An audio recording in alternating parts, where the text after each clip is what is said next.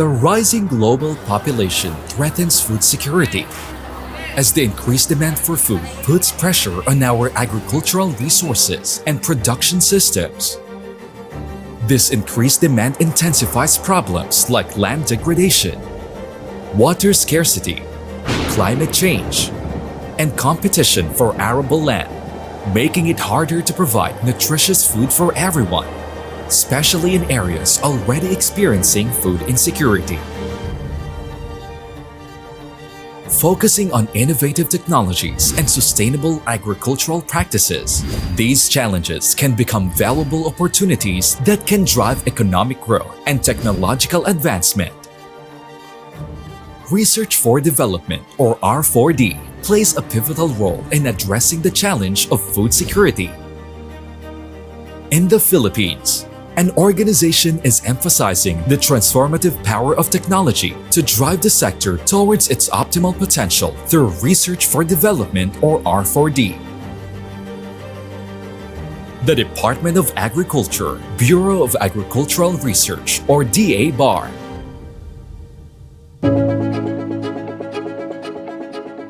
supported by various executive orders and Republic Act 8435, also known as Agri-Fisheries Modernization Act, or AFMA.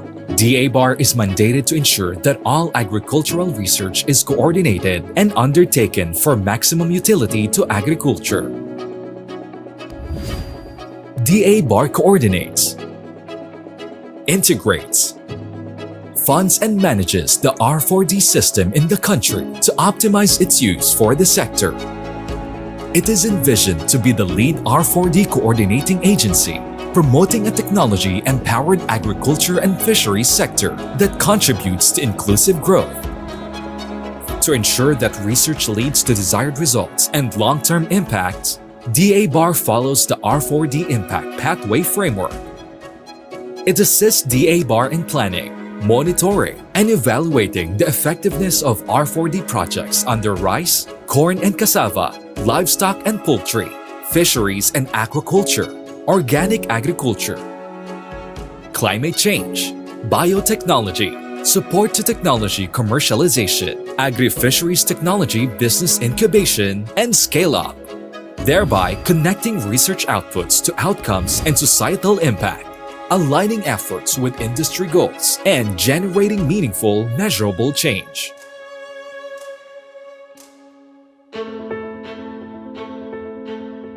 It is DA-BAR's responsibility to ensure that suitable technologies and interventions are promptly accessible for the sector's utilization. However, DA-BAR cannot accomplish this alone.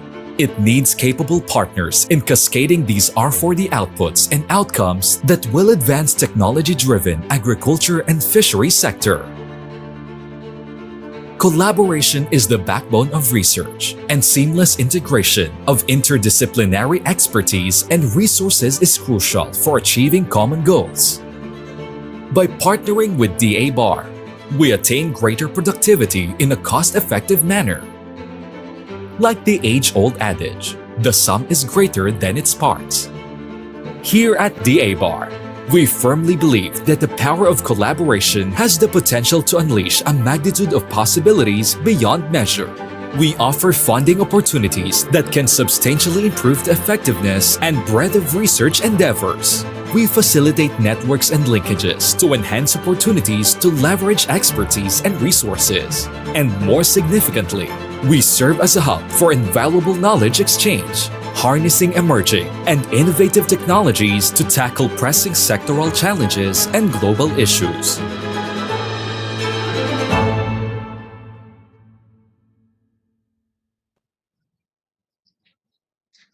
To the Department of Agriculture family, to our colleagues in the DA Bureau of Agricultural Research, sa ating mga magsasaka at mga mangingisda, isang magandang umaga po sa inyo.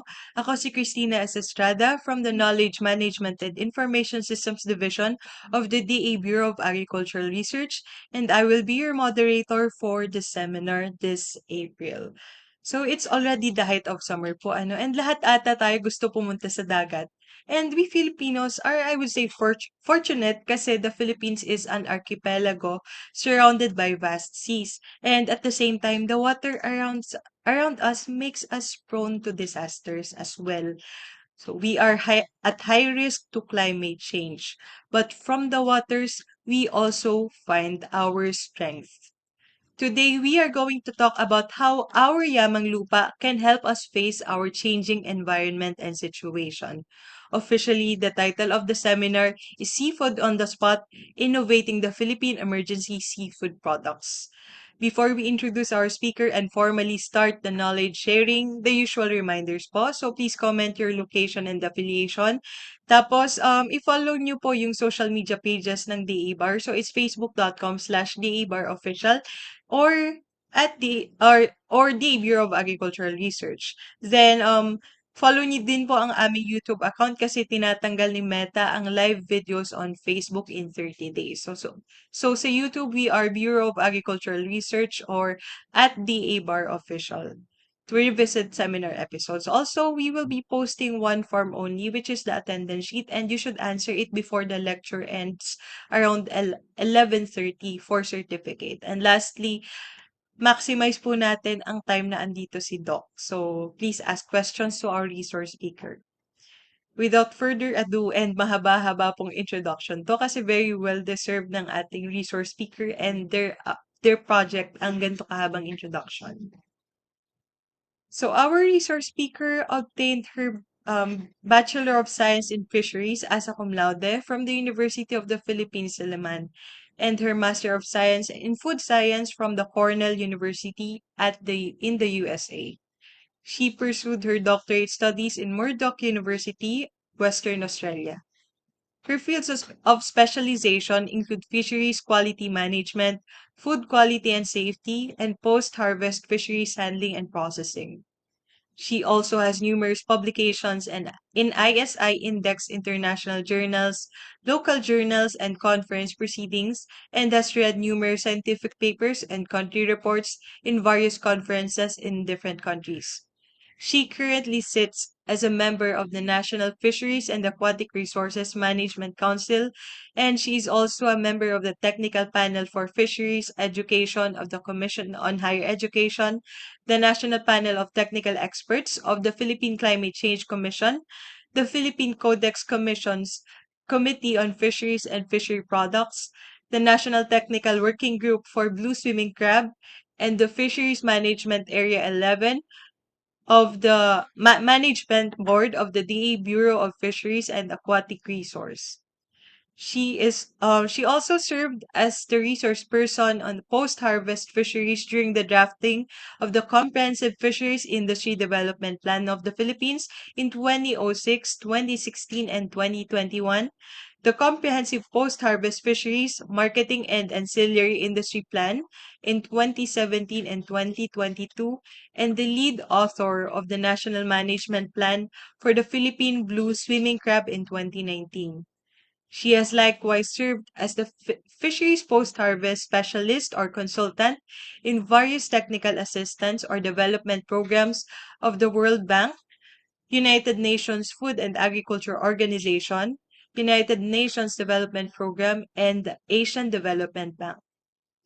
She was a former CFOS Dean for 6 years and the former Chancellor for Academic Affairs of UPV for 6 years. A post-harvest fisheries expert and a licensed fisheries professional, she is currently the UPV Vice Chancellor for Research and Extension and Professor 12 of Fisheries Science, Post-Harvest Fisheries of the College of Fisheries and Ocean Sciences of the University of the Philippines, Visayas. Let us welcome Professor Encarnacion Emilia S. Yap. Good morning po, Doc Mimi. Hi, good morning, everyone. Good Yeah, morning, Doc. So, bigay ko na po sa iyo yung floor. Thank you. yes, thank you very much. Good morning, everyone. Maybe we could start showing the slides now. Okay, here we go. This morning, I'm here to present to you our research project titled Seafood on the Spot, and I would like to focus the lecture this morning on the topic Innovating the Philippines Emergency Seafood Products. So,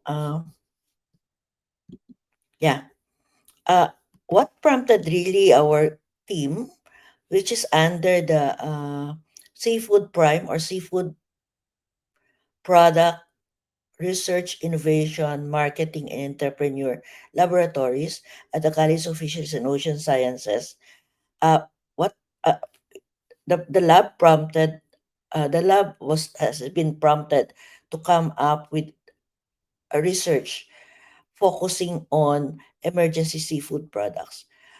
The impetus for this particular project is more on the idea that Philippines is one of the disaster prone areas in the country. Okay. And if you are to look at here, hold on a second.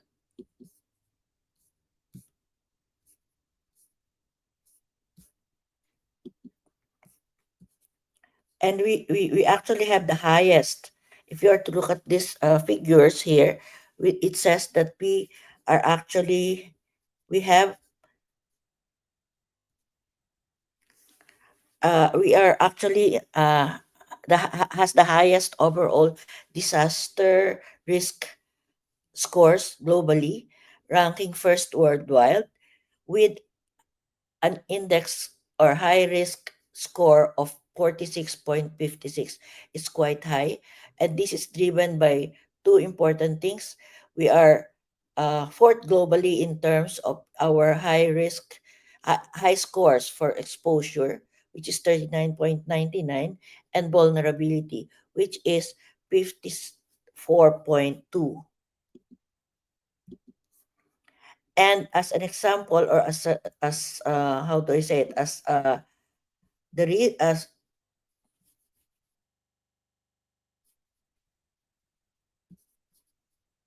okay, as an evidence to this, okay, so as an evidence to this, we are actually, as an evidence to this, you would see in here that we are actually uh, experiencing a lot of natural and man-made, shall I say, man-made disasters, such as earthquakes, eruptions, eruptions, because we are in the Pacific Ring of Fire, and of course, we've been experiencing typhoons, and it's been recorded that we are experiencing about 20 typhoons yearly. In any of these situations, we are actually, the government and several non-government organizations had been preparing different, relief goods or for their relief operations. So, to get with these relief goods are different items, which uh, our people, especially in those most vulnerable sites, have something to say, because they are used to getting different food packs that would contain sardines, bottled canned sardines, noodles, rice, and all those stuff. But there are several published articles that would tell us that our consumers, or our those people in disaster prone areas, would say that these products may not necessarily be the one that they would uh, that their bodies would need, because, for example, some of these products might have a lot of carbohydrates, such as the noodles, okay, and and they lack proteins and fats sources from meat derivatives, and they would like to see if it is possible for them to come up with products which have other ingredients, such as fish and yeah, such as fish and vegetables, for instance. Some of these articles would also say that there is inadequacy in this particular food related products due to its because it's recommended nutritional intake is would not be enough, or there's inadequacy in the RNI for micronutrients for these products, and some of them also would say that there is a need also for us to come up with some food products which are environment friendly, because under the disaster you're thinking that how can we prevent putting more putting more waste to the uh, environment. So uh, all of this one all of these articles prompted us to come up with some products that we would like to introduce to the market. And it is actually these are examples of the product that we are now developing in the laboratory. Okay, and these are basically a soup that is that has different variants. We have this instant sinabawang isda, or fish soup, which is the traditional one with simple yet comforting flavor. We also have this instant fish sinigang with a variant with a souring ingredient, kamyas, which is a tangy and refreshing version of the sinigang more popular in the Luzon area.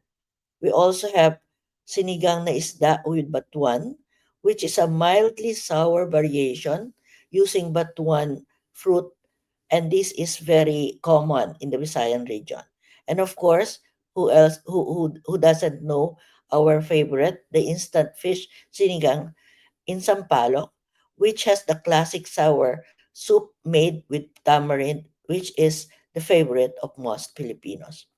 Now, if you are to look at the figure here, you would notice that the soup is actually made up of different dried products here, which is in a form which consist of fish and different vegetables, and there is a packet here.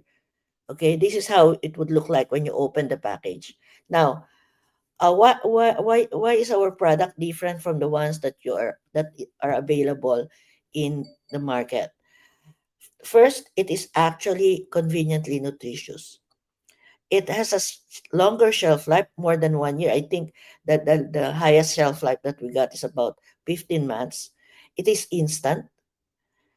Just you just add hot water during emergency situation, and you could have it in different variants. So, and the ingredients of this product are locally sourced. They contain locally available ingredients, including an underutilized fish species called salay-salay, and some vegetables which are we are familiar with uh, when we think of sinigang, and of course the seasonings. One good feature of this product, which is different from the others, is our environmentally friendly packaging material. And the more environmentally friendly aspect of this product is that the seasonings, instead of putting it in a plastic sachet, we we tried putting it in water soluble seaweed based biofilm, and all ingredients combined in an environmentally friendly container to reduce plastic waste. So the seaweed biofilm, is water soluble. So it contains the seasoning inside, and once you put the hot water, the seasoning will melt together with the seaweed based biofilm. And that's the difference between our product and those products present in the market. Now, how do we do it, or what are the things that we did? Through the funding from the Bureau of Agricultural Research, we conducted the phase 1 of the project, which is more on process standardization and market study of an innovative emergency seafood product, and we have two sites here for testing. Nasidman Island, which is an island in the northern part of Panay Island, part of the municipality of Ahoy in Iloilo, and we also have our site identified in Masantol, Pampanga, which is a uh, perennially flooded community. We started our product development through a rapid market assessment to see the to get inputs from our prospective users of the technology or beneficiaries of the technology. We ask them what do they think of the product or what should be our product have, and inputs from this rapid market assessment we use them in optimizing the soup formulation for our product. So we did the formulation in the laboratory, and together with the soup formulation, we conducted also the optimization of the seaweed film. We got our seaweed from seaweed farms from Guimaras province, which is near Iloilo. And then we combined our soup formulation and the seaweed film in order to come up with a product with initial packaging design and container, as shown in the slide. Now, on the second part of the project, which is more on pilot production and process design improvement of our product, still we have the same sites, but in this particular case, we did process and product refinement and conducted shelf life testing. During the shelf life testing, we tested as the approach would tell us. We tried three different temperatures and predicted the shelf stability of our products. The first time that we had it, we noticed that there is a short maliit masyado o yeah, yung time, the amount of time needed for the product to stay stable in at room temperature is kind of low. It's about 6 months. So we've decided to look at the packaging that we had, and it's actually a bagasse based packaging material. So we've decided to change it and used a wax lined paper product, or and again subject is to our shelf life testing, and then we followed it by nutritional testing of the product. Once we have already the product, we subjected it to consumer testing in the two sites that we have, Nasidman Island in Ahoy, Iloilo, and in Masantol, Pampanga. Now, uh, in all of these things that we are doing, we always think of how do we protect the technologies that we are doing, and I think that's the one thing that we would like to share with our friends who are listening now. Kailangan kasi natin may protection do sa mga produkto natin or sa mga ginagawa natin sa laboratory. And one of the things that we did was the first we got a certificate of registration for our trademark, which is SOS. It stands for seafood on the spot. It's actually a very good, name for the product, because SOS is actually an emergency signal to everybody, and everybody knows SOS means you save our souls or help us. But in our case, the SOS stands for seafood on the spot, because we've got this seafood, you just add hot water, and on the spot, you'll be able to get a good quality product. So we have our certificate of registration for our brand name, and we also had these brochures that we are distributing to our partners, and especially to those communities we are engaged with. And last year, we filed for patent for the entire product that we have. So it's still pending now, but we are hopeful that we will be able to get the patent for our product. Now, you might be wondering, how come we are so excited and we're so happy to share with you our products that we have in the market? Because it has a lot of potential. If we are to look at the growing demand on the worldwide ready-to-eat food market, you would notice that in 2025, it is actually commanding a price of $444.8 billion, but it is expected that the market share of this product would increase in 5 years time. So there is now a prediction, or that in 2030 we are projecting they are projecting that the sale for ready to eat food market would increase to $538.08 billion.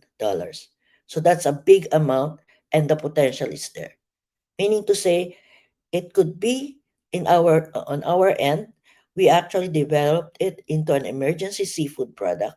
But if we are to put it in the supermarket shelves, for instance, there could still be a market for it because of this growing demand for worldwide ready to eat products. And also, when we conducted our rapid market assessment, we're actually uh, guided by the information which we got from our potential beneficiaries.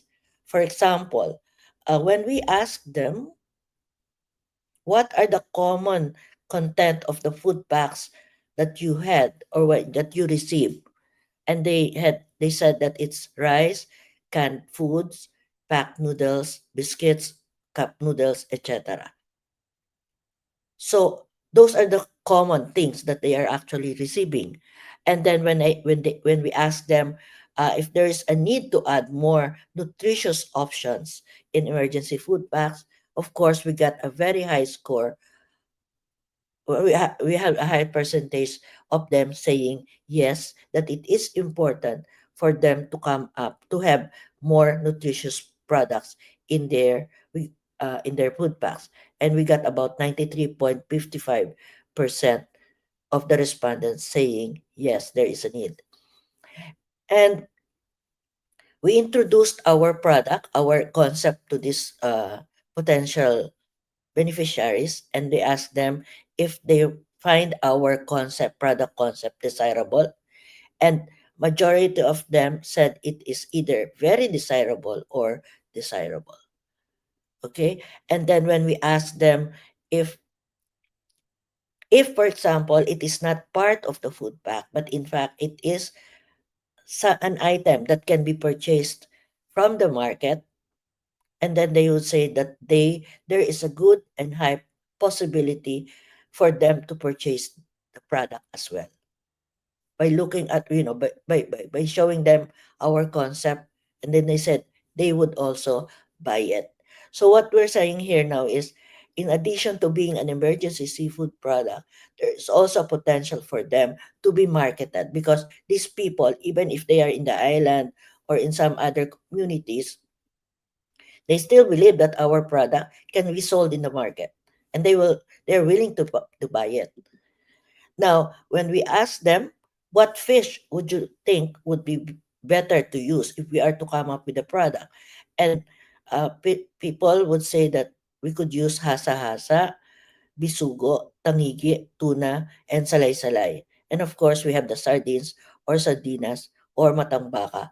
Now, maraming mga isda na gusto nating isama, pero sa tingin natin, mag-isip tayo, or inisip namin na based dun sa mga products or dun sa mga isda na gusto nilang makita dun sa produkto, okay, may mga advantages and disadvantages ang bawat isa. Halimbawa, yung hasa-hasa, tangigi, saka yung tuna, medyo mataba itong mga isda na to. So we might have problems dun sa shelf stability. So yung bisugo naman, seasonal, and it's more expensive. So we've decided that because it's still part of the top 5 choices of our respondents, we choose Salay-Salay. Number one, it is underutilized. Number two, it is it is available in the market and it can be found in different areas in the country. So we chose Salay-Salay. Although this choice of fish might actually be, this fish, the Salay-Salay, might be replaced by other species later on. But we started working on Salay-Salay. And when we asked our respondents on the vegetables that they would like to show to us to include dun sa ating product, ang sabi nila, pwede naman 'tong mga 'to, malunggay, squash or kalabasa, kangkong, tomato or kamatis, papaya, sili, etc. But in our case, okay, we've decided not to include squash and papaya to prevent any cultural confusion in some areas of the country, because some areas would not like to see uh, kalabasa or papaya in their sinabawang isda or in their sinigang, because they are not used to this being part of the sinigang, for instance. So what we've decided is to use other the different vegetables, such as yung kangkong, uh, eggplant or talong, uh, radish or radish, and other vegetables which could be found in a particular area. So in our case, we've decided to use kangkong, radish, and eggplant, and of course, tomato. Next, when we looked at the supply of the ingredients, the raw materials and the ingredients that we are to use in our product, this is what we got from the literature. In terms of the isda, which is the salay-salay, which is the main ingredient. This is the volume of production in metric ton in the Philippines, and I think it's as of 2024. And the Iloilo, in Iloilo alone, that is, you can see in the slide kung gaano in metric tons yung available, and they are available in all seasons of the year. Guso, which is the seaweed that we are to use for the packaging of the seasoning, it is a cultured species, and the culture day is about 60 to 90 days. So effectively, we could get the guso or the seaweed in different seaweed farms, not only in Iloilo, but in some other parts of the country. For the talong, okra, labanos, kangkong, sitaw, siling haba, kamatis, tuya, batuan, the souring ingredients, batuan, kamyas, and sampalok, they are actually, we have a lot of supply in the country, and most of them are available all year round. Okay, so this what am I telling you in this particular slide is that the ingredients that we're having are available in the market, or are actually available in the market in a lot of places in the country. Now, what would be the market segments that we would like to focus on, or we are targeting at this point? For direct consumers, we would like to offer this product to health conscious consumers, busy professionals, and students, because it's a it's a seafood on the spot. You could easily prepare it just add hot water, and of course, families who would like to have some ready to eat meals.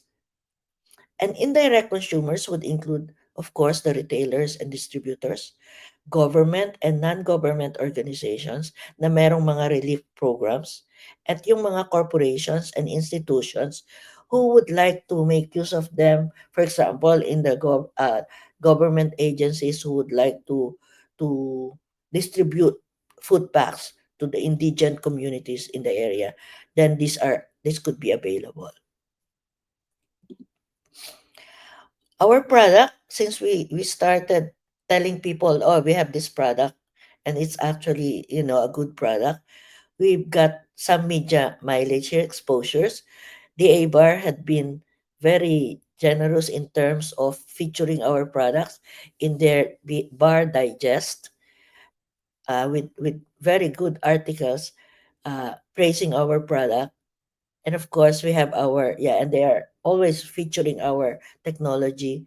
In fact, if you want to go and see our video, you might want to go to the Bureau of Agricultural Research, and in the lobby, you would see a video featuring our product and how we have been doing it in our laboratory.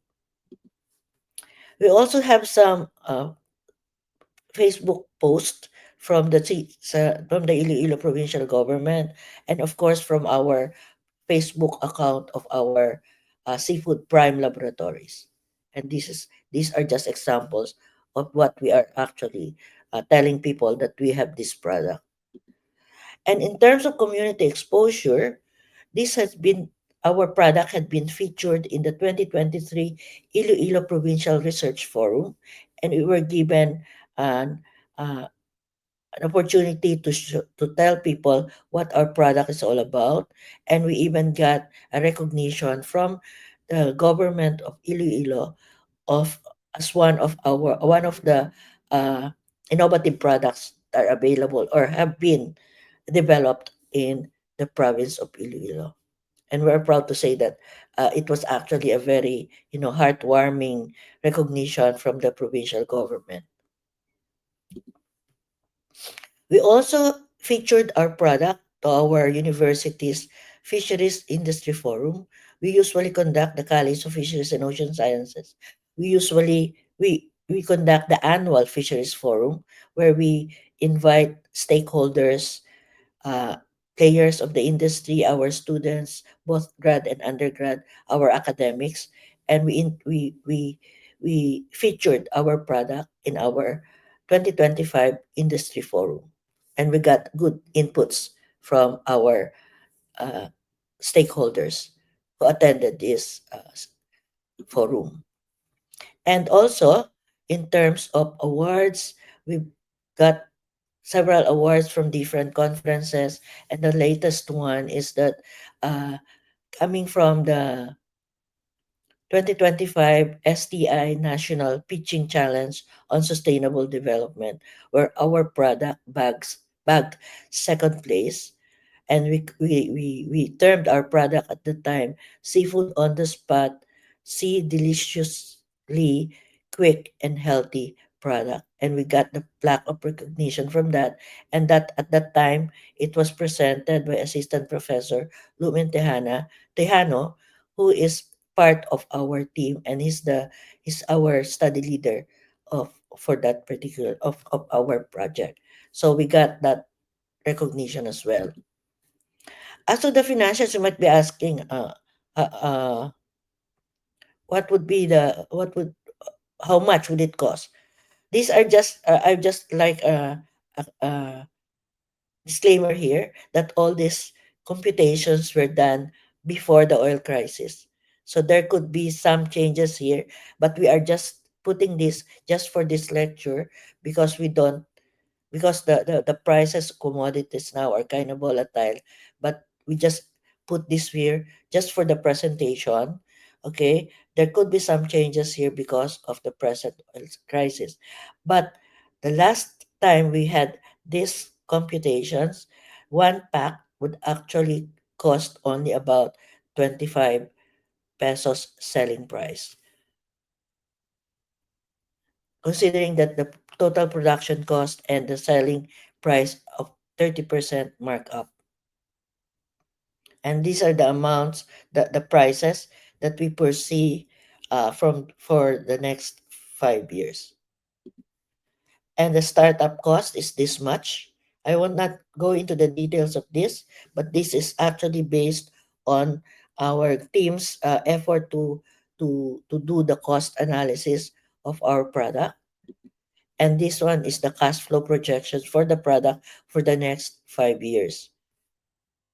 Okay, if you want to have a discussion on this, it may not be this at this particular point, but we could have email us and we could show you, yeah, and we could explain to you how these things were actually computed. And for the payback period, this is how we've computed them. Okay, from the we had computation for the net cash flow and the cumulative cash flow for the next from year 0 to year 5. Our beneficiary of the product are the NASFA, or the Nasidman Small Fisher Folk Association, and it's actually in the island of Ahui. And based on the feedback that we've got from the consumer testing from Ahui in Iloilo, and Nasidman, in Nasidman in Iloilo, and the one in Masantol, Pampanga. And then you might be wondering, how would our product taste? Our consumer testing would say that our uh, our product is very appealing. 53.33% of them said our product is visually appealing, and 20% of them says it is appealing. And in terms of overall taste of the product, 60 60%, 50% of the respondents says it's very favorable. They favored the taste of the product. 40% of them says it is favorable. And we did not get anybody saying it is unfavorable. And then for the consumer testing as well, in terms of the texture of the fish, because we just want to focus on the fish, 70% of them said it is very favorable in terms of the texture, because we have different small sizes of fish, and then we dry them, and then we put them in the mix. As to those, as in terms of the texture, the overall texture of the vegetables, 53% of them said it is very favorable, while and 16.67% of them says it is favorable.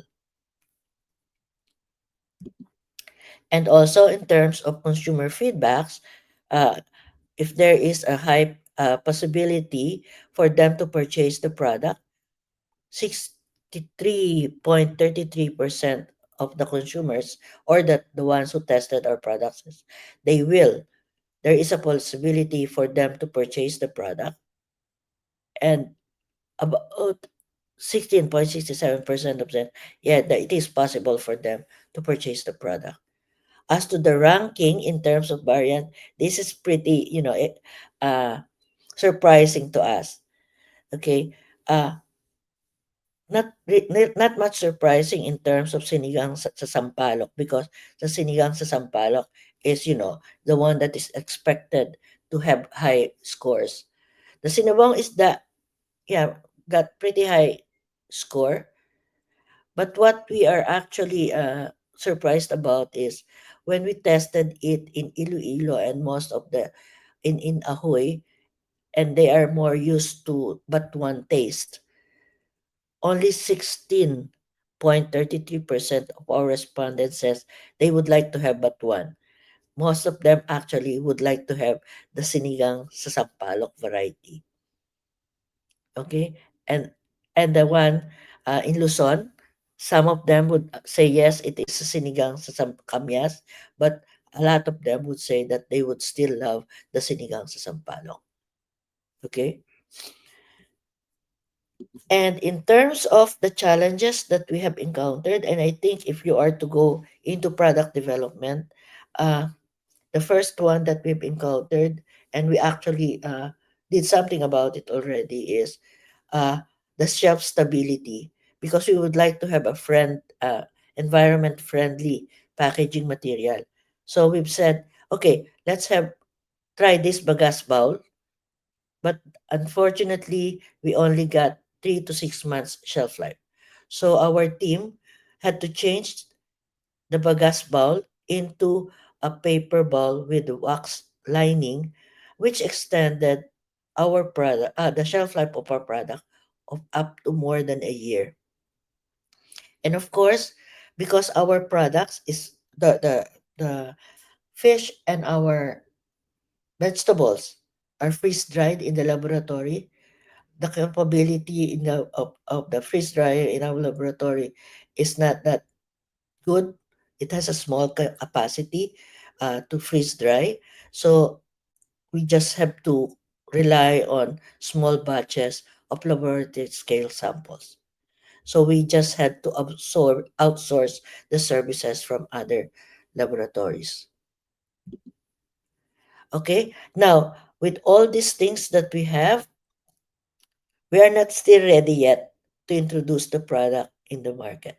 But it's nice to note that at this point, the provincial government of Iloilo had actually contacted us saying that they are actually excited to have our product to become part of their food packs that are to be distributed in indigent communities in the province, and they're willing to order bulk of our products. They would like to know if we are actually would like to produce products for them.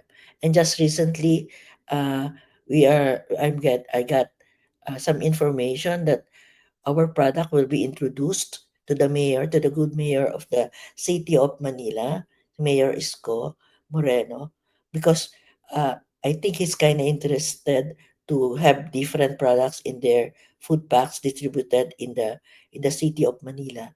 But we said that we're not ready yet, but right now, they are interested in using our product, not necessarily for emergency purposes, but also for, you know, regular distribution. Not only that, we would some private companies show interest in our products as well, and we are, negotiating with them how to go about this, transfer of technology. But our next in line, as part of our effort to come up with better product before we do the commercialization, the actual commercialization of our product, is we are to do, and we started only yesterday, the third phase of the project, which is more on the market assessment and product refinement of our product. In this particular case, we will have three sites. One is again the Nasidman Island in Ahoy. Again, also included is the Masantol as the municipality of Masantol in Pampanga. And we add in the mix one rural area, urban area, and we chose Cagayan de Oro in Misamis Oriental so that we have three representatives of different uh, communities, okay, or different sites, both urban and rural, in different parts of the country. One in Luzon, in Pampanga, other one in Visayas, which is in Iloilo, and the other one in Cagayan de Oro City in Mindanao. So what we are to do now is to come up with large-scale consumer testing in these three sites, and the results of our consumer testing, okay, we will be doing the process and product refinement in the laboratory, and again, uh, do the shelf life testing of our refined product process and product refined product process, and once again conduct consumer nutrition testing after the shelf life testing. After which we will be coming up with our business plan. Together with this would be our uh, good manufacturing practices or GMP plan, SSOP or the Standard Sanitation Operating Protocol, and the HACCP, which is the Hazard Analysis Critical Control Point plans. And these together with the business plan would make we would show the commercial feasibility of our product, as well as the uh, proof that we have, safe and quality product through the production or through the drafting of our GMP, SSOP, and HACCP plans. Part of our commitment to the Bureau of Agricultural Research is to provide capability building uh, activities to our beneficiaries. So we will be conducting trainings in Asigman Island, and we have been negotiating with the local government unit because these people are the ones who would be supplying, not only supplying the raw material, the fish, and the vegetables, including vegetables, not just fish, but also we are targeting that uh, if it's possible for them to produce the product in their municipality, it would be better. At this point, we are using the pilot plant of our college, but eventually we would like to capacitate the local community in producing the products. Of course, we will be uh, providing them with training not only with the production of our product but also food and quality food quality and safety trainings, so that once they start producing the product in commercial quantities, then the consumers, whether the product is used as as an emergency seafood product, or it is used, or it is to be marketed commercially, the consumers will be assured of a quality and safe product. With that said, that's basically the end of the lecture this morning, and I just hope you're able to get inputs or an idea on how did we did our product development. And at this point, I would like to introduce to you the team members of our SOS team, and that's me. Um, my team members include Assistant Professor Lumen A. Tejano of the College of Fisheries and Ocean Sciences. From the College of Management, we have Assistant Professor Rhea Subong Espina, and we are supported by the very dynamic research team members, Mr. Raymond Parcon, Miss Carrie May Tolones, and Miss Willie Joy Pahilanga as our team members. I think that's all for this morning's uh, presentation, and I just hope that you're able to get a thing or two from our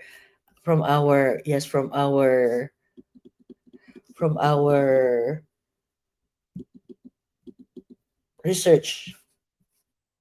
And if you have some questions, I think we are now ready to answer the questions from you, from the audience. Thank you very much. Okay, thank you so much, Doc Mimi, for this interesting and comprehensive presentation on how our often perishable seafood can help in emergency situations in the country. So, listening to you, Doc, sobrang na-appreciate ko po yung part na kinonsider nyo yung availability talaga ng food and in-integrate nyo talaga siya, yung model nyo talaga is to integrate it to our DRRM system eventually and siguro eventually commercially. Sobrang na-appreciate ko po yun. And also, gusto ko din po kayong i-congratulate kasi narinig ko naman na may demand naman talaga. Although we are still at the earlier processes of our product development and other developments pa in our product. So yun. But anyway, proceed na po tayo sa ating Q&A. But before that, again, ano po pala, I already posted the attendance sheet siguro a few minutes ago. So just check our comment section on Facebook if you can't find it on StreamYard. And also, please magtanong po kayo kay Doc Mimi kasi itong product natin na Seafood on the Spot or SOS, parang kakastart ko pa lang po sa bar. Ilang beses ko na siyang ni-repost on Facebook kasi they've been receiving awards locally and internationally. So parang ano ba naman tayo? Magtanong na tayo. So, yun. So, for now po, unahin natin yung questions from our DA bar colleagues.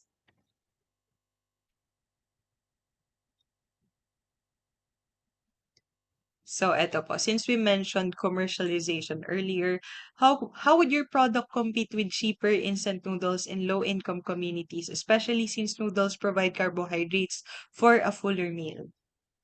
Okay. Yes, thank you for that question. Actually, we could say na cheaper nga, mas mura yung instant noodles, that they are basically carbohydrates only. So, in terms of nutrition, Uh, Even when we did our market survey, our market assessment, those who are actually receiving, yung mga nabibigyan ng mga emergency food packs, they would say that, oh, it's noodles na naman. Ay, sardinas na naman and all. So ito, hindi lang naman yung instant noodle yung cheap. Ito rin, SOS is actually cheap as I've shown you in the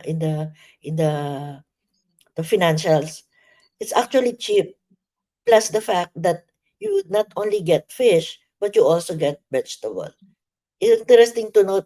I think you should try this. Christine, I think you would like to try this siguro. One of these days, Opo. I'll bring some to Yes, when we please, Doc. started, when we would start our pilot market, pilot production.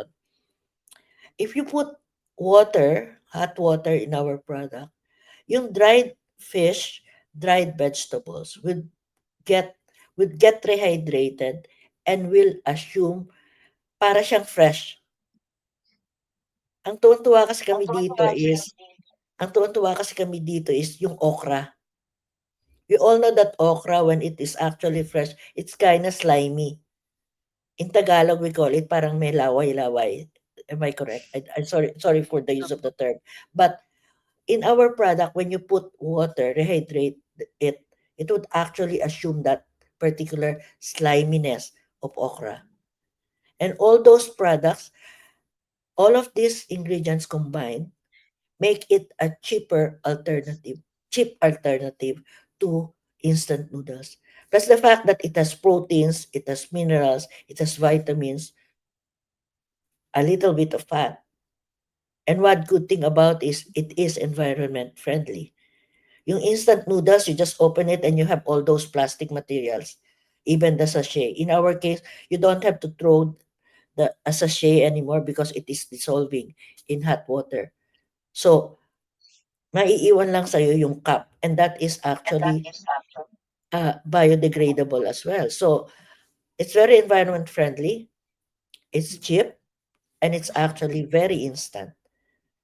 And that's I actually could actually if it in terms of being fuller meal, yeah, you could just even add rice, for instance, in our product because that's how we use or that's how we eat sinigang anyways. So yes, that's I hope I answered that question correctly. Sorry, Doc, before ako mag-ano ng medyo thoughts ko on the matter as well. Yung attendance sheet po, paki-check na lang po uli. So, in-update na po namin. So, we'll be extending it till 12 noon. So, please check our attendance sheet still on Facebook. So, still the same comment. We just changed the link. So, thank you. So, yun. Anyway, yung sagot ko Your po. thoughts mo daw. Ah, opo, yung thoughts ko po. Ano po, question po, Doc. So far, ano po, parang kung okay lang pong matanong, kung okay lang matanong kasi as you said earlier, medyo nasa parang for you medyo nasa infantile stages pa kayo, eh. So, at this kung okay lang pong matanong, if ever may estimate SRP po ba kayo dito parang kung magkano siya ibebenta? Kasi natanong kanina yung affordability niya, eh. Yeah, actually I've mentioned in my slides that the initial computation that we have is only for about 25 pesos per pack. And that's good for one serving. I I have to tell you actually how just one serving. It's good for just one serving. Maybe about I can't remember the figure, but the dry weight is actually good for one serving. Maybe the dry weight is about 150 grams, but you just have to add water. That's why it makes it, you would have a fuller feel after eating it. In terms of ano po, parang since we are also forwarding the health component of it. Yeah. So, curious po ako if did you use preservatives or if okay lang po malaman, Yeah. preservatives, additives on this? No, the only additives that we have are actually the normal ones. I mean, the salt and everything. Mm. But in terms of the preservative, the process of freeze drying it preserves the product. because it actually removes the water, so it becomes, you know, highly shelf stable because it's dry, but we don't put other preservatives inside the product. It's very natural in terms of the flavor. And in terms of other enhancers, we didn't put any flavor enhancer. It's actually coming from the vegetables because some of these flavor enhancers available in the market can actually be obtained from some of the vegetables that we're having. So, yes, that's the answer to your question. And no preservative, the process is the one that preserves the product. Curious po ako, Dok, kasi I'm not so familiar with freeze drying. So, if you freeze dry the fish po, and yung sinasabi niyo pong shelf life, ano po siya? Wala siya sa freezer nito or wala siya sa No, no, no. refrigerator. Like, nasa room temperature lang po siya, 'di ba? So, yung 15 months po na sinabi niyo na shelf life niya so far based on your studies, ang assumption nito ay nakaupo lang siya sa room, Room common room temperature, naman. yes. Ang freeze Okay, drying very is basically a method wherein you lower down the temperature at frozen condition, lower down the temperature, and then through the process of sublimation, yung ice molecules or your ice crystals will actually evaporate and get out of the product, thereby producing a dried product. So Mm. it's like this. Yung drying kasi, the normal drying process, you put it under a cabinet, for instance, and you let it dry through capillary action of the water getting out of the material, either through solar drying or mechanical drying. Tapos in the end, nawawala yung water dun sa product, nagkakaroon ka ng dried product. Ang freeze drying, you freeze it, meaning to say you transform the water molecules into crystals, ice crystals, and through the process of sublimation, yung ice crystals na yon will then evaporate and get out of the system or get out of the food without destroying the texture of the food. I think that's the main advantage of freeze drying eh. Nami-maintain yung quality in terms of the texture because paglabas nung ice crystals, yung water molecules coming from the ice crystalline form of in ice. Tapos matatanggal siya, the texture in terms of the networking of the protein, etc., would still be maintained. Kaya gumaganda yung texture niya. And in terms of the absorption or rehydration of the product, mas mabilis pumasok yung water, tapos ma-assume na nung product yung initial texture niya. Ayun yun. Okay, that's Kaya very mas well maganda thought yung of po. texture niya. Mas maganda yung texture niya, oo.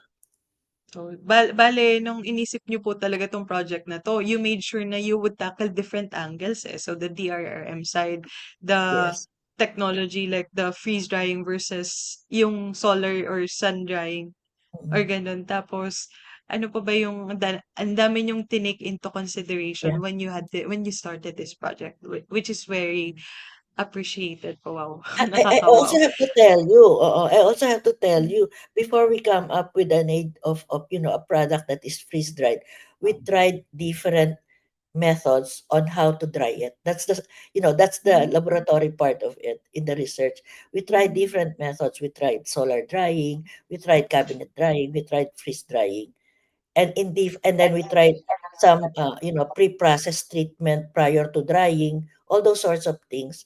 We tried it in the laboratory, and then before we come up with the decision that the best product that we have is actually the freeze dried product. And when it comes also to the, for example, if I give yung biofilm, Mm.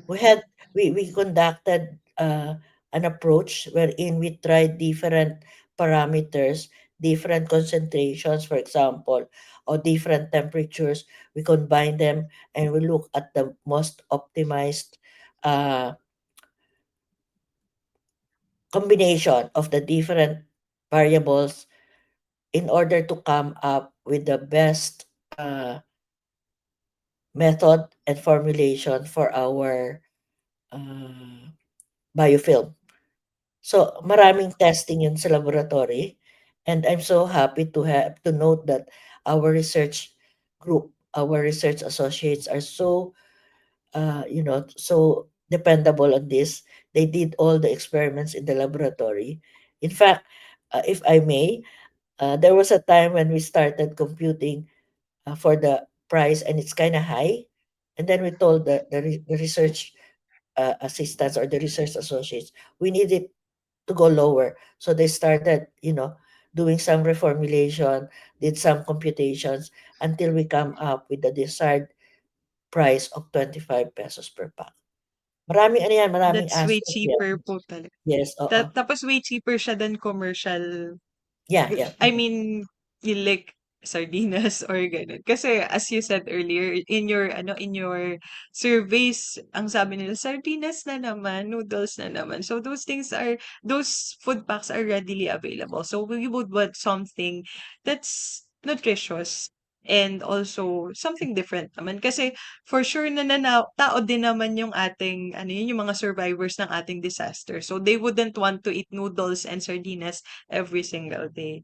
So at least we Yes, are humanizing them by somehow giving them the options on what to eat. Simple as that. That's one yes, little help for them.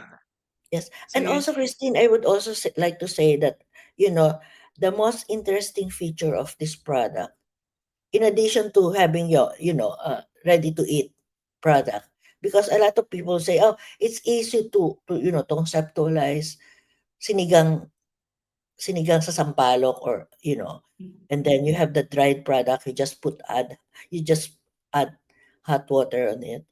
One important feature of this product is actually the packaging of the seasoning that we have. You have not I don't think you anybody had seen it in the market, because we are used to having a plastic sachet Plastic. where you put all the oil, either the oil or the seasoning, and then you open it, put it in the food, and then you throw the plastic. In our case, we had to have it environment friendly. It's actually part of my, I am part of the Climate Change Commission's National Panel of Technical Expert, and I have to come up with a product that will actually not contribute to the problem related to climate change, or to any of this waste in the plastic waste in our community. So we come up with this, seaweed, um, seaweed plastic films. And Tapos right po, now, by, Doc, by yung the way, cup. Sorry, go po. yeah, right now, by the way, in this particular product, we are using the film, okay, the sachet made up of biofilm. But our laboratory is now trying to come up with uh, pellets of biofilms. Hindi lang siya film, okay? Because we are extending our products in the product. Although it's not funded by the ABAR, but we are trying now to extend it further, not just produce the film, but rather produce the pellets that can be used by other people in order to produce their own biofilm. So itong just this biofilm alone po, parang ang laking potential niya. So Yes. di ko po alam kung magkano siya ngayon, kung magkano yung cost of production ng biofilm. But just imagine, parang ang sarap imaginein na mura siya and readily available and parang may utilize siya ng madaming tao. So that's one less plastic problem na kumbaga. And Doc, Yeah. yung ano niyo po, 'di ba, yung cup po nung SOS niyo, it's biodegradable po, 'di ba? Yes. It is a paper ball that is lined up with wax. It's actually, we want to use sana yung bagas, because it is really, wala talagang ano yan, walang alteration yan, talagang 100% biodegradable. But the problem is the shelf life. Ang bilis kasing pumasok nung uh, water, yung absorption capacity niya is high.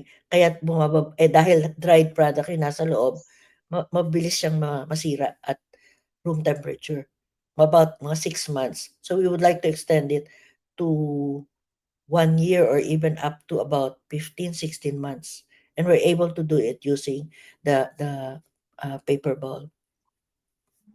Oh, there's another thing pala na aspect that I failed to mention earlier.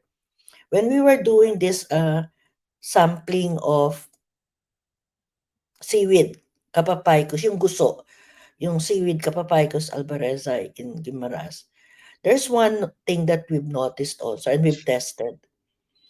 The quality of the film that we had is basically almost the same when we have our seaweed harvested after 30 to 40 days, which is the usual, the recommended.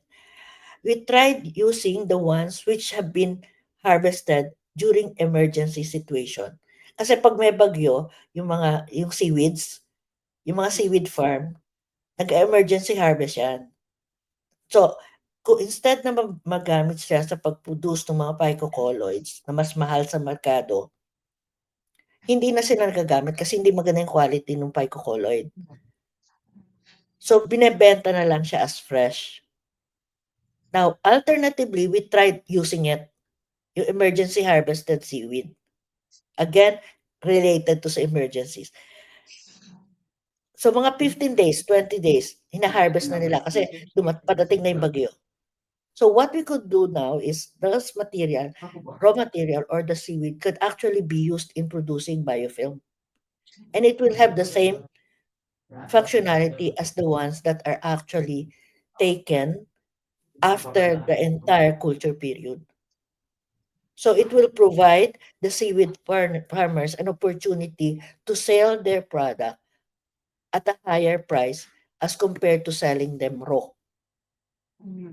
So once again, hindi lang tayo nag-iisip dun sa emergency na papakainin yung mga tao. Also some help to our small farmers, especially the seaweed farmers, that in case of emergency situations like typhoon and they would like to have an emergency harvest, then we could provide them a market for their emergency harvested seaweeds. That's one good way to look at it and respond to the emergency kasi often po lagi Yes. nating naiisip yung mga mabibiktima talaga, not necessarily the fisher folk side. So that's one good way to think of it. And sana po if ever magka-funding din dyan sa biofilm from seaweed na natin eh.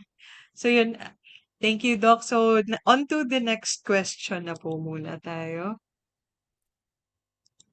Eto po, Doc, since na-mention niyo yung freeze drying, medyo ako po, feeling ko related naman tong tanong na to.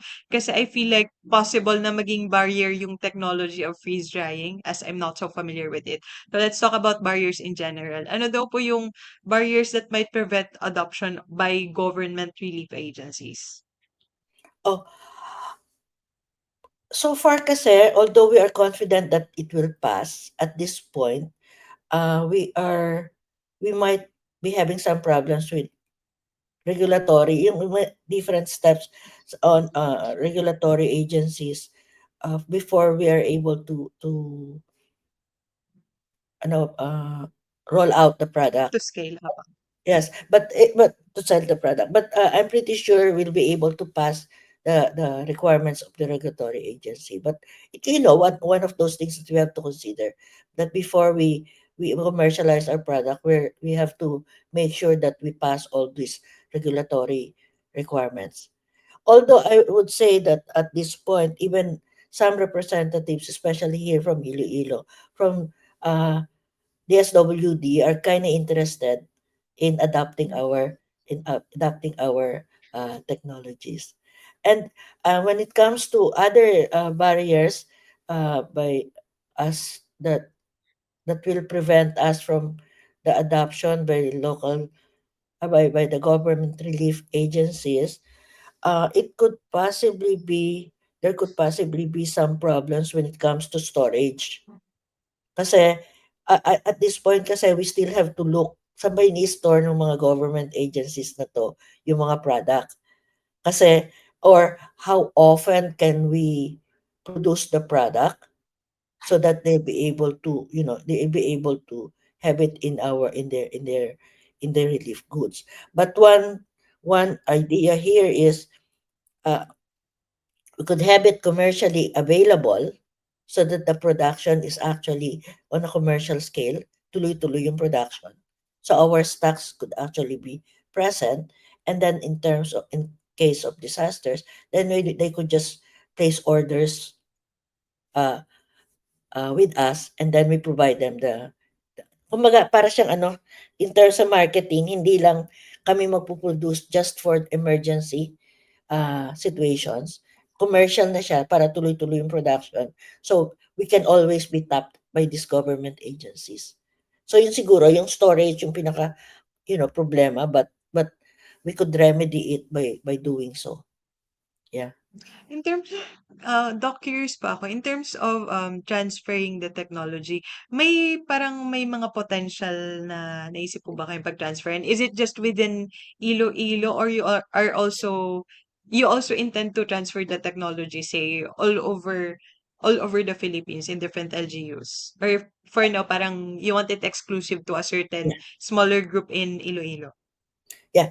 Actually, just like any other tech transfer initiatives, we would like to have it transferred to one particular uh, Mm. community. We've actually had initial talks with the local government unit of in Ahoy, also in Iloilo. So ano siya, meron na kaming na-identify na site, although of course that discussion happened about a year ago, but we have to go again to discuss. Na-identify na kasi namin yung site, and we've also identified kung ano yung mga, yung mga renovations dun sa site na na-identify. It's a government, an LGU-owned property or infrastructure, and we would like to have a look at it again. At since we've commenced our new the third phase of the project, so titignan uli namin yon, and then dun magpo-produce. Now, it's going to be a model. I should say, in answer to your question, it's going to be a model site. Once it starts running, then we could probably go to a different place and then replicate what we have learned from Ahoy. So, kumbaga, there is this projection that, okay, let's model it in one community. If it's working, then let's replicate it in other community. It may be in another community here in Iloilo, or it could be other communities outside Iloilo. Kasi if merong mga ano may mga areas, for example, if we've decided to partner with the city government of Manila, it's going to be a big, it's a big market for our product. So we might have to transfer it or replicate it in one community.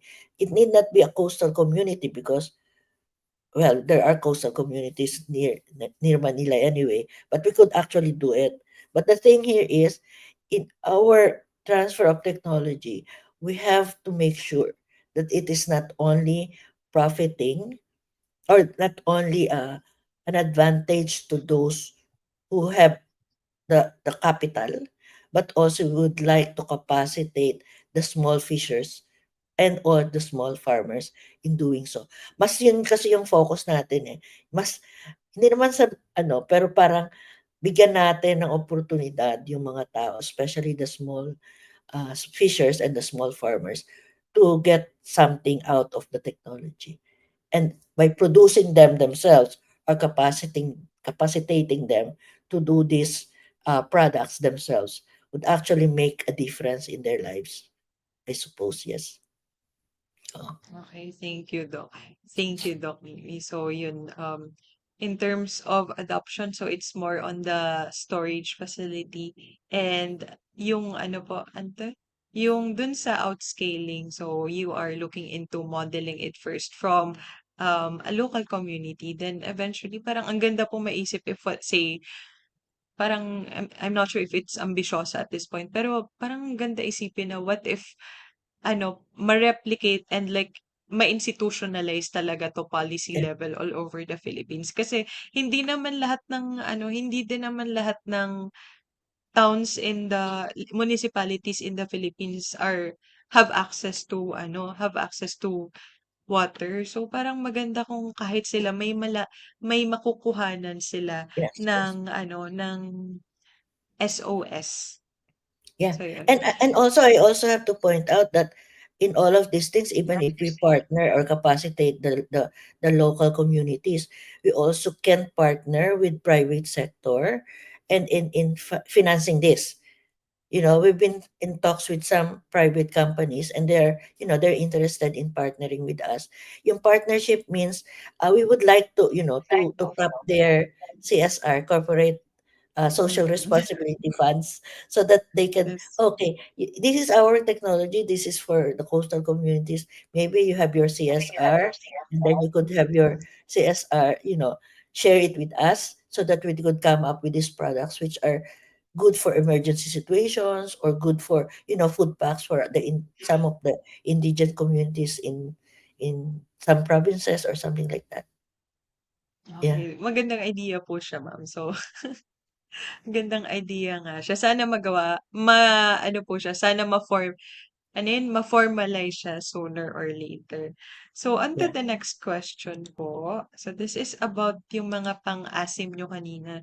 So, how can you maintain a consistent and sustainable production process given the seasonal availability of some souring agents? Okay. uh, Right now kasi, yung may mga seasonal ingredients like kamyas, for instance, there could be some technologies that can be used so that we could, during the peak season of kamyas, for instance, I've tried it at home, during the pandemic, by the way. I tried drying, or some, it need not be drying, but could be some other technologies that can be used to preserve the souring ingredients during the peak season, or during, the peak season of this souring ingredients, so that we can prolong the the usage, or we could use them all throughout the year in terms of production. So we would do that. And at the same time, since freeze dried yung mga ingredients, not only yung mga souring ingredients, but also some other, although all year naman yung availability ng mga vegetables, but we could, since freeze drying naman yung ginagamit, we could always store them. But yung sa souring ingredients, yes, pag meron seasonal siya, as in the case of kamyas, for instance, then we could preserve them and store them, so that we have constant supply of these materials.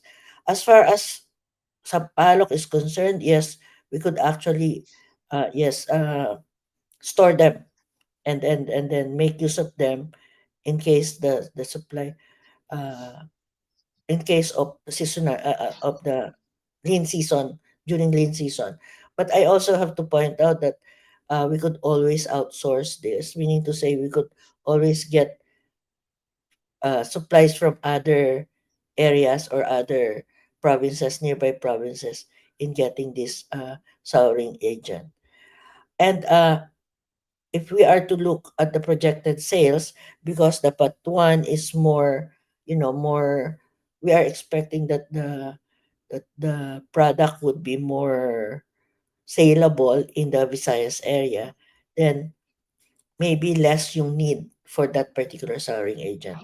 Kasi baka we are suspecting that the most saleable one would be the sampalok, because that's the one that is Mm. common to everybody. But for So, may those cultural regions, considerations po. yes, yes. Yeah, sa something with the culture. So yung mga iba na mas familiar sila with the specific souring agent, less yung demand, but still we have to come up with enough and consistent products in our, in our, shall we say, factory or plant, once we start working on the large scale production of the product. Okay. So, thank you, Doc. So, medyo ilimit na po natin yung question. Siguro we'll be accommodating one, one question na lang. So eto po, medyo general po siya. What do you consider as keys to success in the commercial sustainability of the product? Ang keys to success is I always I always have this in mind. It is our the product itself is an output of our effort to come up with a emergency product. But we are the key to success of this is we have to stay in line and in coming up with a product focusing on the outcome of the entire thing that we are doing. Our target outcome of this is to have our constant communities capacitated to produce products on their own and come up with a product that is good in terms of nutrition, in terms of, sensorial characteristics that can be made available any time of the year, any time of the day. Yun yung outcome natin. Gusto natin makapacitate yung ating mga small fishers, small farmers. We want them to come up with a livelihood. And if we are just to stay track on that, we're pretty sure that we have this, this outcome that we have, then we'll be able to do it. And at the same time, we also have to establish or forge partnership among stakeholders. The commercial sustainability of this product will be dependent, will be partly dependent on this partnership. Partnership between us as researchers or innovators, uh, our stakeholders, our beneficiaries, which are the small fishers or small farmers, and our partner in the industry. We have to, you know, all these players will have to come together to achieve the commercial sustainability of the product. Without one of them, there might be some problems, but if we are to forge good collaboration and good partnership, sabihin na natin yung laging sinasabi, private, public, community partnership. Hindi siya PPP, it's PPCP, public, private, and community partnership. We would like to partner the community with the private sector and with the public and the private sector to come up with a sustainable product available in the market for everybody to enjoy. And in our case, our SOS to be enjoyed by everybody. Not Thank you, just Doc. in So, not just in emergency situations, but also it could be in everyday, uh, you know, lives, ayan, of Doc, may course. nagpahabol na question. Okay. May nagpahabol na question. So anyway, medyo i-pour ko lang yung thoughts on the matter. So yun, yung question about sustainability. So Doc Mimi talked about convergence, harmonization of different sectors, including the community, of course. And for Doc Mimi, the sustainability is also ensuring that the supply is sustainable by capacitating the farmers. And so is considering the health of the environment, health of the consumers, and while considering the strength and weaknesses or the challenges of each sector na involved in the process. So yun, eto po, last na talaga, promise. Eto, nagtanong po si Sir Aaron, if expanded beyond emergencies, what potential non-emergency uses could this product have? Yeah, as what he mentioned, thank you for that question, Aaron. Yeah, it could be for school feeding. It could actually be done. Yung remote community programs, yes. Actually, even the rural community programs, as in the case of the city of Manila, if we are to partner with them, that could be part potential non-emergency use. And I think I mentioned earlier that the provincial government of Iloilo is now asking us when can we supply them with this because they would like to use it in the distribution, not necessarily in emergency situation, but also for distribution. Because Iloilo province has been distributing some food packs to different indigent communities. I think once a month or twice a month, and they are interested in including our product to their food packs for distribution. Hindi siya emergency, those are different emergency situations. Yeah. And of course, Thank you, Doc. not only that, hindi lang emergency, it could actually be uh, commercially available na. It could be commercially available, not just for, part of the food packs. Thank you, Doc. I would love to ask questions pa sana kasi may naisip pa talaga akong question pero parang sige, pause na muna for now kasi medyo malapit na po yung time. So we'll be on to our last two questions. So the usual question, ano po yung word of wisdom or advice or message nyo to our fisher folk sa ating mga mangingisda? Okay. Sa mga mangingisda natin, kami sa University of the Philippines, Visayas, and even from those other state universities and colleges working on fisheries and aquatic sciences. We are here actually to come up with technologies with you in mind. Sa mga fishers po natin, okay, mahalaga po sa amin ang kapakanan ninyo sa mga ginagawa namin at kayo yung nagiging inspirasyon ng mga tao sa mga universidad at sa mga research institutions para mag-come up ng mga teknolohiya na magkakaroon ng benepisyo para sa inyo. So nandito lang po kami. Kung meron po kayong mga gustong kaalaman pa, actually puwede na akong mag-plug 'no, kung may gusto niyong mga kaalaman pa, puwede naman po namin kayong puntahan at magbigay ng mga hindi necessarily sa food processing or fish processing. It could be other other areas in fisheries. It could be culture ng halimbawa, paano magandang mag-culture ng tahong or ng oyster, yung mga gano'n.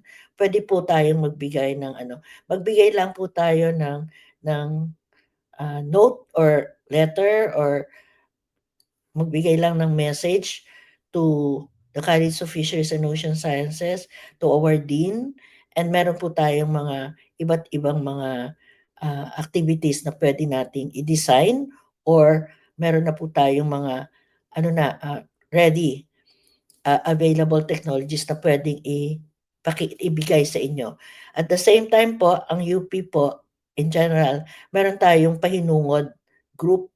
Ito po yung mga volunteers na merong mga academics, may mga estudyante na nagvo-volunteer na puwede pong pumunta at magbigay ng training sa mga iba't ibang communities para po matulungan tayo.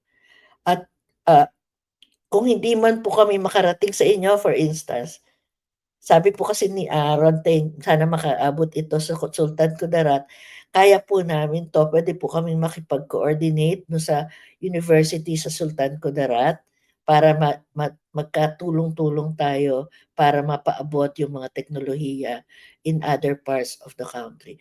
By the way, UP Visayas po is always communicating, and we have memorandum of understanding with most of the state universities and colleges and other private universities and colleges. And we are actually can team up para matulungan natin yung mga maliliit na mangingisda, lalo-lalo na yung mga maliliit na mangingisda sa iba't ibang parte ng Pilipinas. Ang aim lang po natin dito is matulungan kayo at mabigyan ng kaalaman para magkaroon ng additional livelihood or alternative livelihood. Kailangan po natin ito kasi 'pag bumababa na po yung supply ng ating materials from the ocean or from the seas at babaan natin yung fishing pressure, kailangan po nating magbigay ng alternatibong paraan sa mga ating mga mangingisda para kumita pa rin sila maski na hindi sila nanghuhuli ng isda sa dagat. ine-encompass ko na po ito kasi hindi lang tayo sa post-harvest ngayon. Tignan po natin yung buong value chain kung paano natin matutulungan yung lahat ng ah, sector or nodes ng value chain ng any fishery commodity sa bansa. Be it you as provider of inputs, kayo yung nagpo-produce, kayo yung nagte-trade, yes, just let us know kung paano po namin kayo matutulungan and we'll help you design product technologies or develop technologies or generate technologies para matulungan. Pwede pong specific sa lugar. Wala pong problema yun. For as long as we know how do we go about it. Meron po mga proyekto ang Universidad ng Pilipinas, especially UP Visayas, para sa mga ganitong mga ah, proyekto. Just give us a call po or yes, drop us a note and we'll be happy to help. Yun po. Thank you, Doc. So, wag po kayong mag-hesitate na mag-reach out sa UP Visayas, be you a farmer or state university or wherever you are, hanapan nila ng paraan na makausap kayo and makapag-reach out, makatulong in any way, UP Visayas can. So, Doc, ano po yung message natin sa ating researchers in the agri-fishery sector? Okay. Yeah. Sa mga researchers natin, okay. Marami kasi ngayon mga researchers more on, yung mga high-end or yung mga marami tayong mga researches on halimbawa genetics, genomics. Magaganda pong mga researches 'to. These are actually, shall we say, needed para sa more sustained, sustained production of raw materials, etc., etc. But there's one thing that we have to, especially doon sa mga young career researchers or young career scientists, we have to know para kanino ba 'tong ginagawa natin.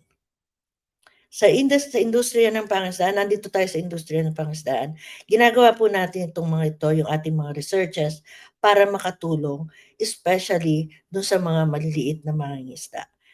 Ano po yan lagi ko sinasabi, when I was the Dean of the College of Fisheries, ang panghuli ko lagi sinasabi, ginagawa natin to because we are here to serve not only the university, we also have to serve the Philippine fisheries industry. As researchers, we also have to we have to make it sure that what we are doing in our laboratories will serve the Philippine fisheries industry. And in the process, we are serving the Filipino people. So yun lang siguro yung pinaka-andon. Kung ano man yung ginagawa natin, be it yung pinakasimpleng ginagawa sa mag-develop ng maski na anong product, maski na gaano kasimple yan, if it is actually for the benefit of our communities, especially those of the small-scale fishers, maganda pong adhikain yan at magandang mga inisyatiba yan na sana ipagpatuloy natin. Okay, Yun para lang. sa bayan at para sa ating mga maliliit na mangingisda nga Yes, naman. exactly. So, thank you so much, Doc. So, ang haba po ng ating discussion. So, unfortunately, we have to end it kasi it's almost 12 na din. So, thank you so Yes. much, Doc Mimi, for very generously sharing everything you know and everything you want to say. Alam ko madami ka pa pong gustong sabihin, pero ikakat na Yes. po natin siya today. So, thank you po. And we Okay. have a certificate for you. We'll just find a way po to send it to you. So, Yes. hanapan na lang po namin ng paraan kung paano Yes. mapapadala sa'yo. For now, I'll be reading the certificate citation po.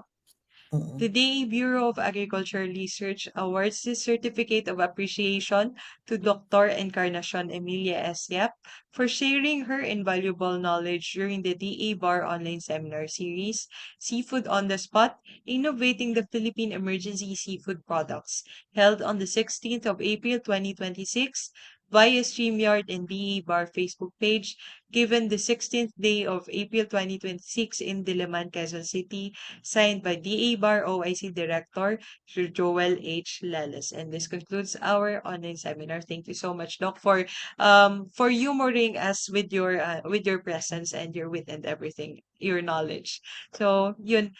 And maraming salamat po, Doc Mimi. We are looking forward to the nationwide implementation adoption of our seafood on the spot, or Yes. kahit ma-inspire man lang yung mga tao na they could do this. They could do the biofilm, they could do freeze drying and everything. They could basta ang dami pong pwedeng makuha sa ating discussion today, and I hope ma-adapt po natin to nationwide. So yun, again, to our audience, reminders po yung attendance sheet natin. Just please check our comment section on Facebook. We extended the deadline of the attendance sheet till 12 noon. So that's 15 minutes from now. Also, please follow our social media pages, and sa may mga na-miss out pong part ng discussion or gusto nyo pang panoorin uli kasi baka magkaroon pa kayo ng ideas from here kasi ako ang dami kong natutunan dito. Please follow nyo din yung social media ng UP Visayas Seafood Prime Laboratories. So it's facebook.com/UPV Prime. So makikita nyo po doon, medyo madami silang post about their awards. Kasi ilang beses na ako nag-share ng ng mga post nila sa page sa DA Bar Facebook page. Madami po talaga silang award. So yun. Or if you have questions na hindi nasagot kanina, message nyo lang po yung DA Bar or para ma-forward namin yung questions to Doc Mimi and her team. So, facebook.com/DA Bar Official or DA Bureau of Agricultural Research. And of course, you can direct it to Doc Mimi at UPV Seafood Prime Lab. And yun, if you want to visit past seminar episodes or kung gusto nyong panoorin ulito after 1 month or so, yung YouTube account po namin, i-check nyo lang. To learn more about our online seminar series that we hold monthly and other activities of BAR that might benefit or interest you. Once again, thank you so much, Dr. Encarnacion Emilia S. Yap. Doc Mimi, thank you. Thank you so much sa ating discussion today. And at sa ating viewers, thank you po sa pag-participate sa ating knowledge exchange today. Doc, alam ko nag-plug ka na po kanina, pero do you still have anything more to say, to think, or to announce, to advertise? Yeah, if in case you have questions, I'm pretty sure part of the SOS team, any one of us, the 6 of us, will all be there to answer your questions, and we're willing to accommodate all your questions. Maraming salamat po maraming salamat, and we hope na hindi lang ito lang yung unang produkto na ma-develop or ma-innovate ng aming stay tuned, hindi man funded ng BIFAR. We have several projects now funded coming from different agencies na iba't ibang produkto. Watch out for all of those things na ipapalabas ng aming laboratory. Tandaan lang po natin kung meron kayong problema at meron kayong concerns, just let us know and we are here to help you. Pwede rin po niyong i-contact ang UPB Pahinungod in case of kasi ito yung volunteer program, public service program, and also the Office of Continuing Education ng UP Visayas for training needs po ng ating mga communities. And of course, the College of Fisheries and Ocean Sciences. Kung meron po kayong mga training needs or capacity building needs, just let us know po. And dun po sa medyo pasensya na po kung kulang yung information na nabanggit ko kanina, but please rest assured po that if you have additional questions in mind, we are willing to impart more knowledge to you as part of our commitment from UP. Tandaan po natin yung values ng UP: honor, excellence, and service. We are here to serve the community. We are here to serve the Filipino people. Maraming salamat po. Thank you so much, Doc. And palakpakan at pusuan po natin si Doc Mimi. Dito na po nagtatapos ang ating free online seminar series. Today, ako si Tin at isang mapagpalang umaga po sa ating lahat. Kita-kita po tayo sa sunod na seminar at sa mga susunod pa. Thank you, Doc. Maraming salamat and thank you everyone.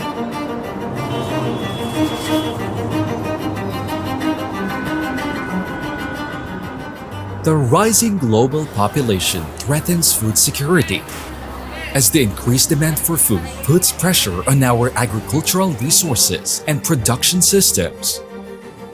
This increased demand intensifies problems like land degradation, water scarcity, climate change, and competition for arable land, making it harder to provide nutritious food for everyone, especially in areas already experiencing food insecurity.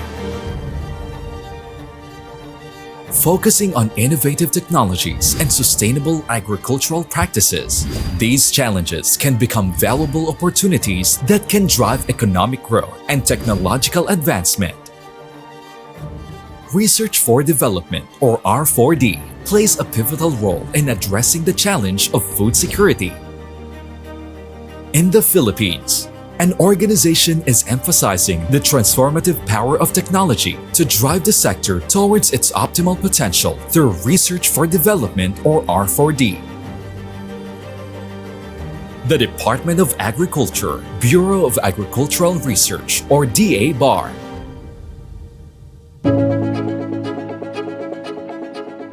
supported by various executive orders and Republic Act 8435, also known as Agri-Fisheries Modernization Act, or AFMA, DA-BAR is mandated to ensure that all agricultural research is coordinated and undertaken for maximum utility to agriculture.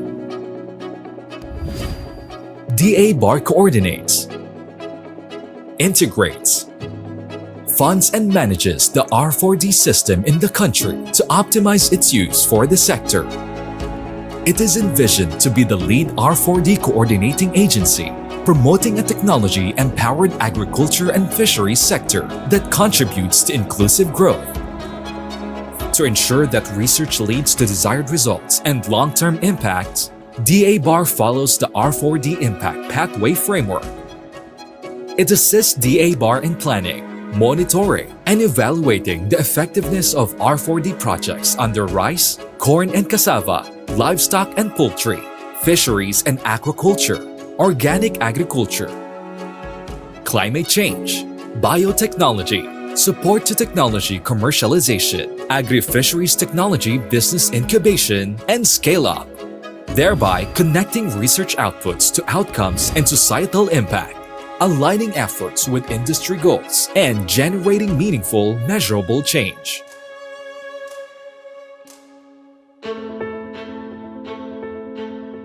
It is DA-BAR's responsibility to ensure that suitable technologies and interventions are promptly accessible for the sector's utilization. However, DA-BAR cannot accomplish this alone. It needs capable partners in cascading these R4D outputs and outcomes that will advance technology-driven agriculture and fishery sector. Collaboration is the backbone of research, and seamless integration of interdisciplinary expertise and resources is crucial for achieving common goals. By partnering with DA-BAR, we attain greater productivity in a cost-effective manner. Like the age-old adage, the sum is greater than its parts. Here at DA-BAR, we firmly believe that the power of collaboration has the potential to unleash a magnitude of possibilities beyond measure. We offer funding opportunities that can substantially improve the effectiveness and breadth of research endeavors. We facilitate networks and linkages to enhance opportunities to leverage expertise and resources. And more significantly, we serve as a hub for invaluable knowledge exchange, harnessing emerging and innovative technologies to tackle pressing sectoral challenges and global issues.